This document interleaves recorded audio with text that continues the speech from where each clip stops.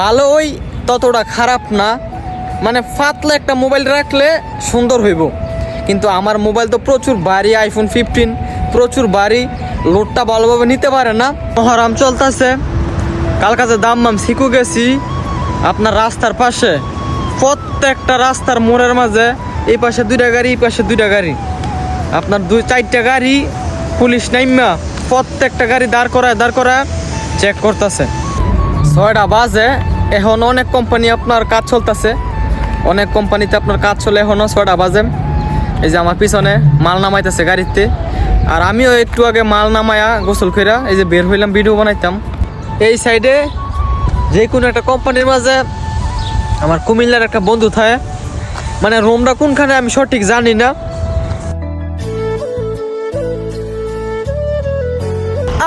আসসালামু আলাইকুম গাইস, কি অবস্থা সবার, কেমন আছেন সবাই? আশা করি সবাই ভালো আছেন গাইস, আপনাদের দোয়ায় আলহামদুলিল্লাহ আমিও ভালো আছি। এই যে কালকে একটা আপনার স্ট্যান্ড আনছি ভিডিও বানানোর, আপনার সেম এরকম একটা স্ট্যান্ড 500 রিয়াল বেছে, আর এটা আনছি মাত্র 3 রিয়াল দাম। এটা হচ্ছে আপনার সেলফি স্টিক, মানে এটার মাঝে রাইখে ভিডিও করা যাইব। আর যেটা ভিডিওর গিম্বল, এটা হচ্ছে আপনার 500 রিয়াল বেছে। তারপর আমি পাইছি না, কিছুদিন আগে একটা দোকানে দেখছিলাম আপনার 400 কত রিয়াল জানি কইছে, মানে 500 থেকে কিছু কম। মানে ভিডিও বানানোর একটা গিম্বল কিনলে 500 রিয়াল লাগে, বাংলার টাকায় 15,000 টাকা। আর বাংলাদেশ থেকে আনলে এমন ওই 12-13,000 টাকা লাগে। দেখছিলাম, ভাবছিলাম বাংলাদেশ থেকে মানে লোক আসতেছে যে কিনা কম দিয়ে দিত, পরে চিন্তা করলাম থাক, এই গিম্বলটা ভিডিও বানায় লাভ নাই। তারপর কালকা শিখু গিয়ে দেখি আপনার সেলফি স্টিক আছে, তারপরে 3 রিয়াল দা, মানে ওই যে বাইরে বসে বেছে না মাছরিরা 3 রিয়াল, তালাতা রিয়াল ব্যানগাড়ির মধ্যে বসে বেসে, ওইগুলার থেকে একটা 3 রিয়াল দা নিয়েছি। আজকে এটা ট্রাই করে দেখমু এটা ভিডিও বানানো যায় কি না। ভালোই আপনার বাংলাদেশে এগুলো 200-150 টাকা বেছে, মানে সেলফি স্টিক, এগুলোর মাঝে রাইখা ছবি তোলে, এটা তো ভিডিও করা যাইব। মানে মোবাইল এইখানে রাইখা খালি আমরা 2টা কথা বলমু, দেখি ট্রাই করে দেখি কি অবস্থা, দেখি এটা কতটুক লম্বা করা যায়। লম্বা করলে আমার মোবাইল যাইব ফইরা, এই যে কতটুক লম্বা করছি, মানে বাড়িতে আনতাছি মাইক্রোফোন আনলে তারপরে এখানে লাগাইলে দূর থেকে আর কি কথাটা বোঝা যাইব। এখন কথাটা আর কি বেশি একটা বোঝা যাইতে পারে, আবার নাও যাইতে পারে। এই যে আপনাদেরকে ভিউটা দেখাই, ওয়াও খুব সুন্দর একটা ভিউ।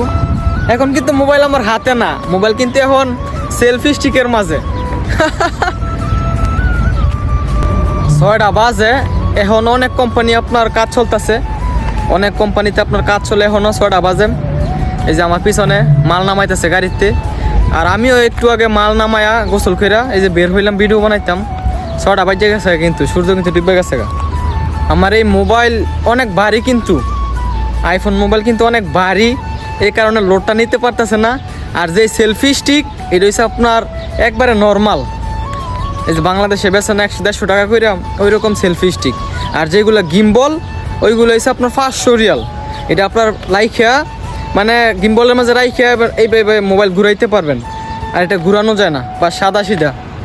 যে কোনো সময় আমার মোবাইল পড়ে যাইতে পারে এই সেলফি স্টিকেরতে, মানে সেলফি স্টিকের মাঝে মোবাইল রেখে ভিডিও করতেছি, মানে একটা গিম্বল আনমু কিছুদিন পরে আনমু।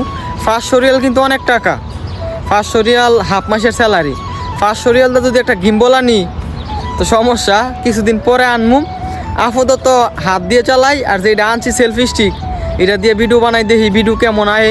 ভালোই ততটা খারাপ না, মানে পাতলা একটা মোবাইল রাখলে সুন্দর হইব।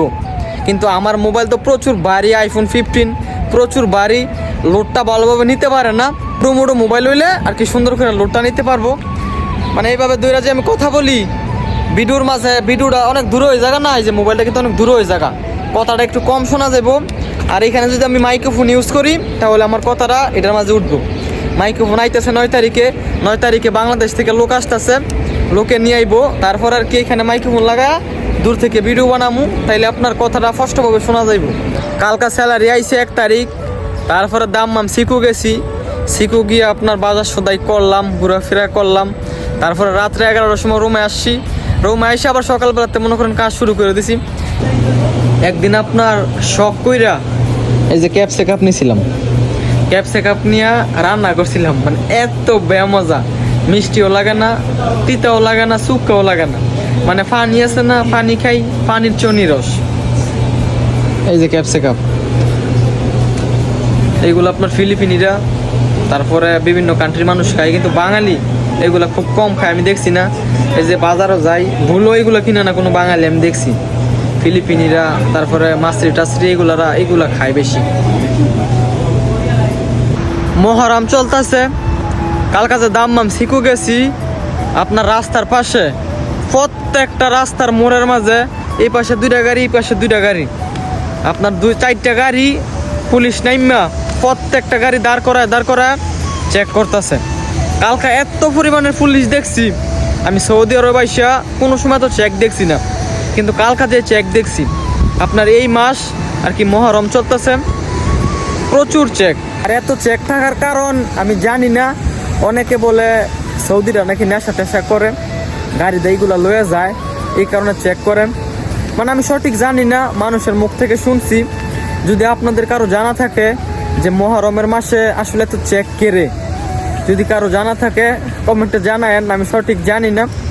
এই যে বাকালাতে আসছি, একটা ঠান্ডা লইছি, বাকালাতে আসি শুধু একটা ঠান্ডা খাওয়ার জন্য, সারাদিন কাজ কইরা বাকালাতে যাই, ঘুরে গেলে ঠান্ডা খাইয়া তারপর রুমের মাঝে আইসা পড়ি, মানে ঠান্ডাটা খাইলে একটু ভালো লাগে, শান্তি লাগে, এই কারণে প্রতিদিনই একটা ঠান্ডা খাইতে হয়। 9 তারিখে বাংলাদেশ থেকে লোক আসতেছে, আপনার 5 জন আইব, দূরে দূরে যাইবো আর কি, মানে আমাদের সাথে থাকে যে ওরাই আনতেছে, এনে কোম্পানির মাঝে কাজ দিব, তারা সামান নিয়ে আসতেছে বাংলাদেশ থেকে। অনেক দিন পরে বাংলাদেশের মায়ের হাতের জিনিসপত্র খামু, মানে খুব এক্সাইটেড, কবে আসবো, কবে খামু, আপনার ভিতরে খালি কুলু কুলু করতেছে।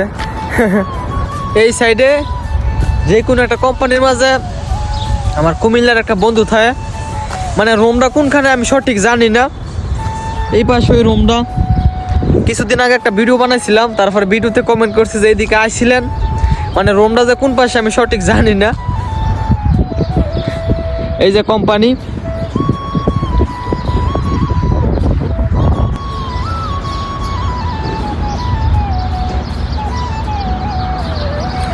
হেলিকপ্টারটা অনেকক্ষণ যাবত এই পাশে দা গিয়া এই পাশে দা গিয়া খালি রাউন্ড দিতেছে, এই যে আবার ঘুরতেছে, দেখেন